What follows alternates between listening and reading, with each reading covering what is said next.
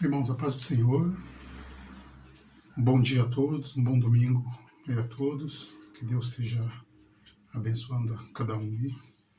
Hoje nós vamos estar dando continuidade à lição que a gente estava estudando, que é a lição de número 11, revista Dona Língua e Companhia. A gente tinha parado na lição B, nós vamos estar dando continuidade agora, claro, indo para a lição C, só para estar dando uma recapitulada aí. Terminamos falando de Paulo, mas a parte o tópico 1 aí, e até o B da lição 2, falamos da passagem de Paulo ali em cidade de Éfeso, onde ele deixou Priscila e Áquila ali, eles se depararam com Apolo ali pregando lá o evangelho de João Batista. E eles chamaram ele para estar instruindo ele, falando que o Cristo que ele estava pregando já tinha vindo, já tinha cumprido já o ministério dele aqui na Terra. Já tinha nascido, sido crucificado, já tinha ressuscitado e já tinha subido ao céu. E que o Espírito Santo já habitava entre os cristãos. E interessante que Paulo, quando ele retorna, ele se depara com a mesma situação ali num grupo de pessoas e ele acaba tendo a mesma atitude ali de Priscila e Áquila. Eles levam também, ele prega, ele explica, e a Bíblia fala ali que ele põe a mão sobre eles e ele sai dali cheio do Espírito Santo, ali falando em línguas, profetizando, e foi uma bênção. É importante como eu falei também antes, de não criticar. Se a gente acha que a pessoa está pregando a palavra, mas que tem alguma coisa faltando por falta de conhecimento, não porque a pessoa tem o conhecimento, está distorcendo, que aí já é defender a fé. Que nós vamos também falar um pouco agora, que é defender a fé. Se está distorcendo, se está pregando um Cristo que não é o Cristo que nós conhecemos da Bíblia, aí nós temos que ter uma atitude diferente. Você vai defender a sua fé. Estou falando de briga, claro que não. Pregar, falar a verdade também, sem medo, sem se calar. E como foi que aconteceu? Paulo, ele vê as pessoas pregando, eles estão ali na sinceridade do coração deles, estão o que eles aprenderam. E ele chama e foi uma bênção. E Priscila e Áquila também, depois Apolo também, eles falam que ele foi uma bênção aí no decorrer da Bíblia. Aí. A gente vai continuar no estudo, se vocês forem continuar aí pesquisando aí, vai ver que tem várias passagens aí de Apolo sendo uma benção, colocando em prática o que ele aprendeu. Hoje nós vamos estar indo para a lição C do tópico 2 e vamos lá. Um bom compartilhamento a todos. Não dá para trocar experiência aí, comentários aí, porque a gente não está com uma aula presencial, mas os irmãos quiserem estar entrando em contato, fica à vontade, tá bom? Vamos lá? Ok? Vamos estar lendo a parte C aqui da lição 2. Apologizar. Apologizar é a defesa. Em muitos momentos, os ensinadores da igreja se posicionaram como apologista, ou seja, defensores da doutrina, fundamentais das escrituras sagradas. Satanás sempre procurou deturpar a palavra de Deus. Em um sentido mais específico, procurou enfrentar a igreja através da heresia que surgiram e proferaram dentro da mesma, para impedir seu avanço e socorrer a igreja. O Senhor levantou muitos servos que não tiveram sua vida por preciosa.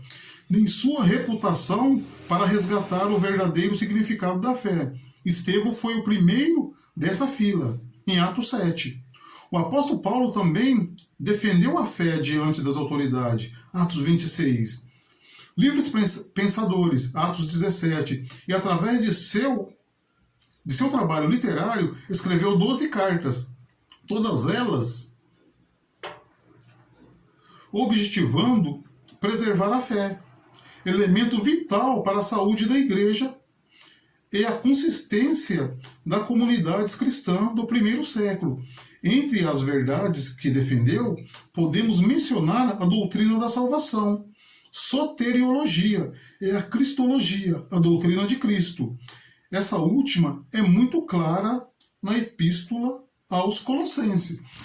Apologista, eu costumo bater muito nessa tecla, porque a gente se depara hoje, eu creio que somente pessoa que trabalha junto com várias pessoas, ele se depara com alguns crentes covardes, porque além dele não falar do amor de Cristo, ele ainda não defende a sua fé. As pessoas falam, critica do lado da pessoa, a pessoa está vendo, mas ele não defende, ele não fala nada, ele fica de boca fechada.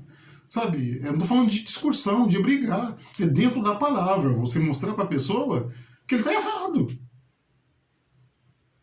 Que aquele não é o caminho, mostrar que o céu é o caminho, que Cristo é a resposta. E Paulo, acho que é um dos maiores apologistas do Novo Testamento, tanto que morreu por isso, não só ele, como muitos, né? Defender, porque se a gente tivesse noção de quantas pessoas perderam a vida para que nós pudéssemos estar aqui hoje, com essa liberdade toda, nossa, jamais se calaria diante de uma calúnia, diante de uma ofensa com a palavra de Deus. Sabe? Ver alguém falando mal do Evangelho e você ficar quieto, que é ser um apologista. Ser um defensor da fé que você crê. Porque você defende seu time, você defende o seu político, você briga pelo seu time, você arruma inimizade por causa da política, sabe? Briga, bate no peito, sabe? Só que quando se fala de Jesus Cristo, mal do Evangelho, você abaixa a cabeça. Nós abaixamos a cabeça, sabe? Então, isso é pecado. Isso é pecado. Porque nós, como cristãos, nós temos obrigação de defender o que nós acreditamos. Entendeu? E a prova de que o que nós estamos falando é verdade é a transformação que é na nossa vida. E essa transformação que eu estou falando o tempo todo. Que tem que estar refletindo o tempo todo para que outras pessoas vejam. Ok? Apologista, defender o que acredita, no caso, a fé que temos em Jesus Cristo. Não devemos ser crentes covardes. Quando nos deparamos com situações onde o Evangelho é atacado ou distorcido por falsos profetas, em Atos 26, Paulo defende a sua fé diante das autoridades. É triste a gente ver que mesmo com todo o esforço e perseguições, foi apedrejado, açoitado. Todo o esforço para preservar a fé. Quer dizer, mesmo com todo o esforço, todo esse esforço que Paulo fez para preservar a fé, rendeu aí o apedrejamento, açoites. Aí nos deparamos com pessoas que, por ganância, tentam distorcer a palavra em proveito próprio. Você já imaginou? Tudo que Paulo passou para defender a fé, para que esse evangelho chegasse até nós, sabe?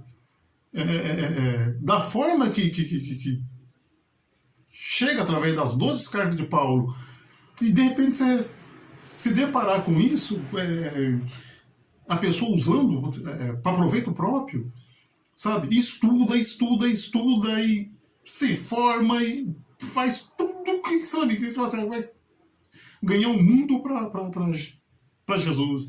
E aí usa tudo aquilo para proveito próprio. Isso é triste. E quando assistimos isso e ficamos de boca fechada, nos tornamos conivente. Então, é imperial que sejamos apologista com igual a Paulo. Porque se ele se acovardasse, hoje não teríamos o privilégio de ter as 12 cartas tão fundamentais para a pregação do Evangelho. Como foi citado aqui no texto, aqui, depois os irmãos lê também. Temos Estevão também, que não se amedrontou, falou com sabedoria e ousadia, desde Abraão até Jesus, e chamou as pessoas ao arrependimento, sem medo e com autoridade, mesmo sabendo que isso lhe custaria a vida. Isso, palavra de Estevão. Homens de dura cerviz, incircuncisos de coração e ouvidos, traidores e homicidas. O discurso de Paulo em Atos 26 é um dos mais conhecidos e importantes da Bíblia, pois retrata um judeu defendendo a sua fé em Jesus Cristo. Esse é um texto muito lido e estudado por judeus que aceitam Jesus Cristo como Messias aguardado. Por que ele é muito lido? Como eu acabei de falar. Porque um judeu, o discurso de Atos 26 é um judeu defendendo a sua fé. Então isso é... Quando o judeu ele se converte ao Evangelho, ele vai direto nessa carta. Sabe? Porque ele é um judeu defendendo a sua fé. Um tremendo não apologista. E é isso que o estudo pede. Que a gente seja aqui na lição 2. Vamos ler a lição 3? Eu gostaria de ler a lição 3 e falar, mas no tempo não vai dar. Vamos estar lendo a lição 3, comentando, para a gente estar encerrando.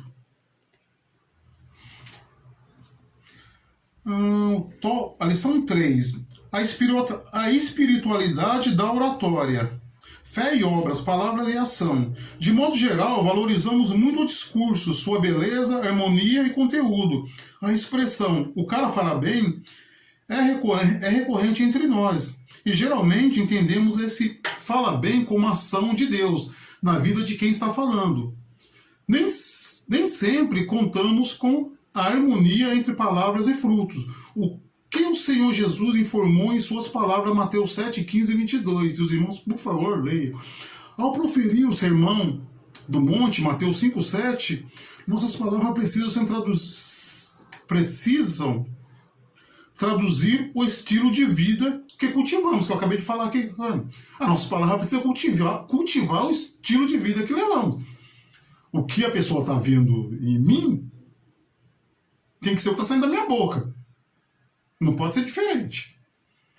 Humildade. Dependência em Deus sobre o que falar e como falar. É fundamental falar o que o Senhor deseja que falamos, não o que achamos que devemos ser dito.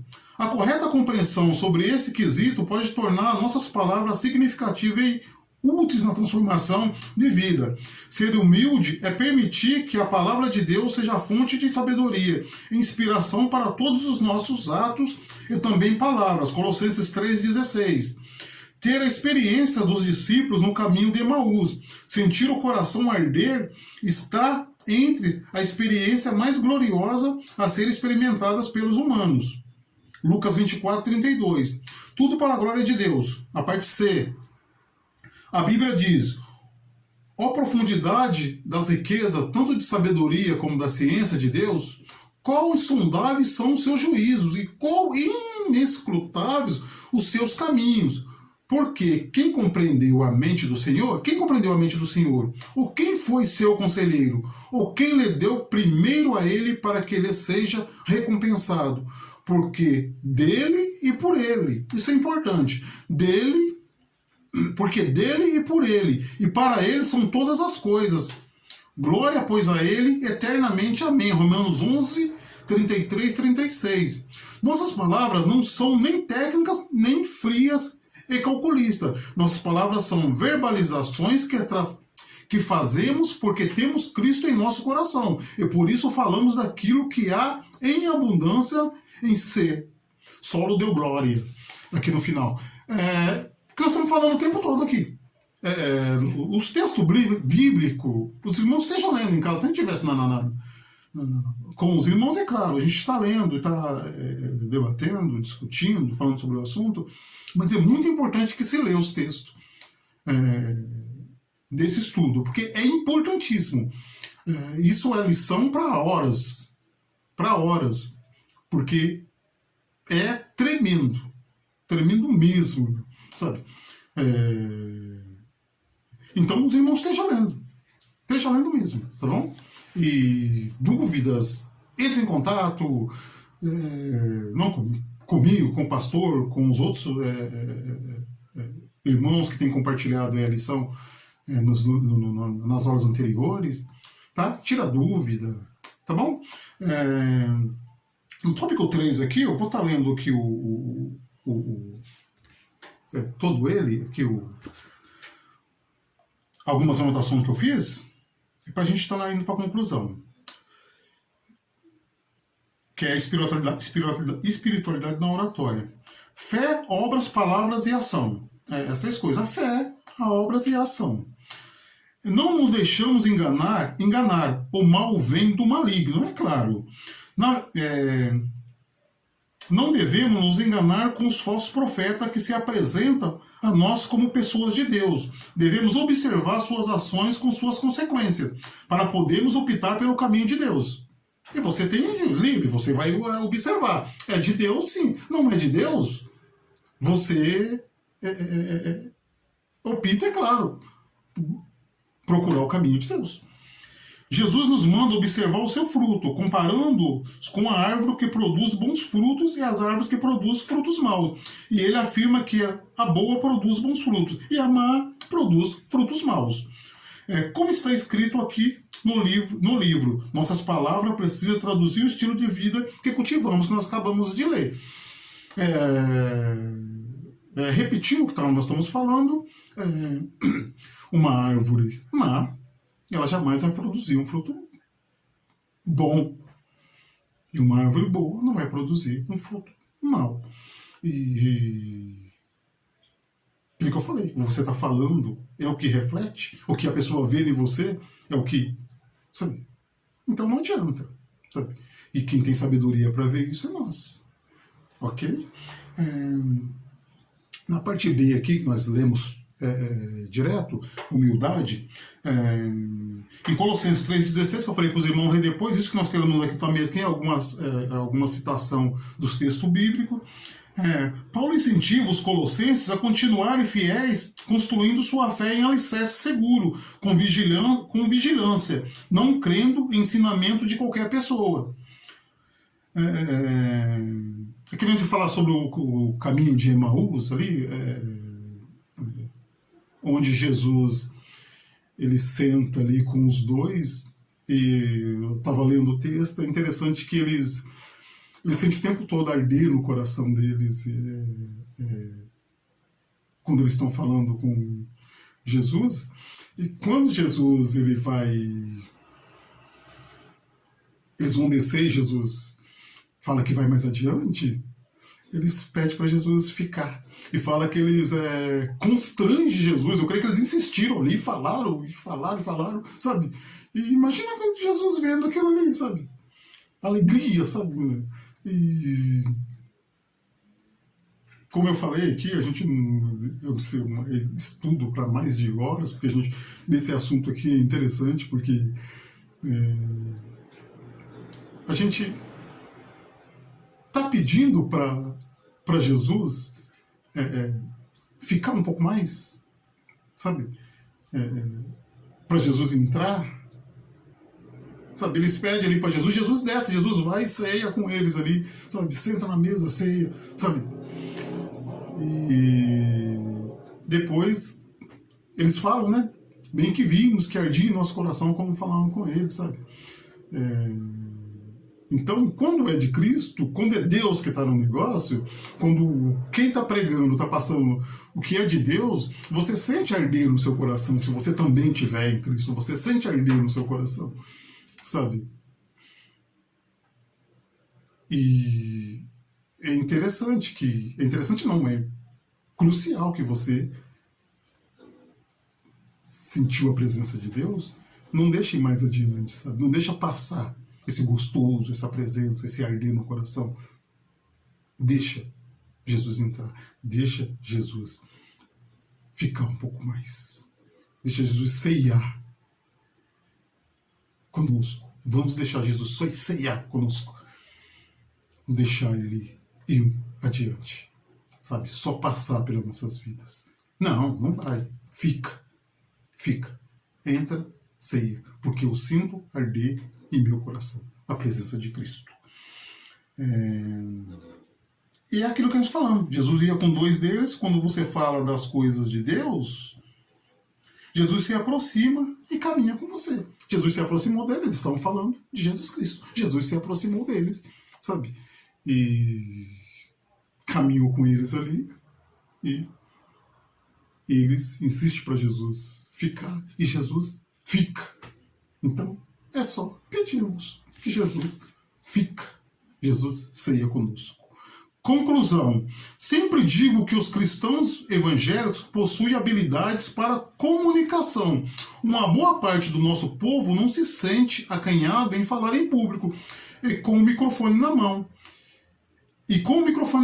É mais desinibido que muitos que não têm vivência na igreja. E isso merece um elogio, mas também nos lembra de uma responsabilidade. A quem muito é dado, muito será requerido. Não vou estender muito nesse aqui, que é na passagem de Lucas. Aqui. A quem muito é dado, muito será requerido. Então, quanto mais você traz responsabilidade para você, é claro, mais você vai ser cobrado. Mas quando se fala do evangelho, então é natural. A pessoa vai falar assim, não, então eu não vou trazer responsabilidade para mim e vou ficar tranquilo, porque eu vou ser cobrado mais ainda. Eu vou ser mais açoitado, vou ter que receber mais ações. Então por que eu vou trazer mais responsabilidade para mim? Eu vou me envolver mais com as coisas de Deus. Eu vou ficar aqui no cantinho sossegado, tô com a minha salvação garantida e tá bem para mim. Seria isso? Não, claro que não. Porque a questão não é a sua salvação. Quanto mais você se envolve e se compromete, mas você vai receber de Deus também. Mas galardão você vai receber. Mas você vai receber na glória. Então, é importante que se envolva nas coisas de Deus. É importante que o que você fala, que se pregue o evangelho e que o que reflete em você seja a glória de Deus. O que as pessoas vê saindo da sua boca seja o que a sua vida reflete para as pessoas. Seja o que você passa. Ou seja, mesmo sem você abrindo a boca, a pessoa vai olhar para você e saber que você é um homem de Deus, é uma mulher de Deus, é uma pessoa de Cristo. Amém? Irmãos, obrigado por ter me acompanhado até aqui. Um bom domingo a todos. Que Deus esteja na sua vida, na sua casa. E que, se Deus quiser, tudo isso vai passar, essa pandemia vai passar. E em breve nós estaremos juntos. Que Deus abençoe a todos. Que o amor de Deus e a doce consolação do Espírito Santo esteja na vida de cada um agora, na sua vida. Amém, meu irmão? Amém, minha irmã?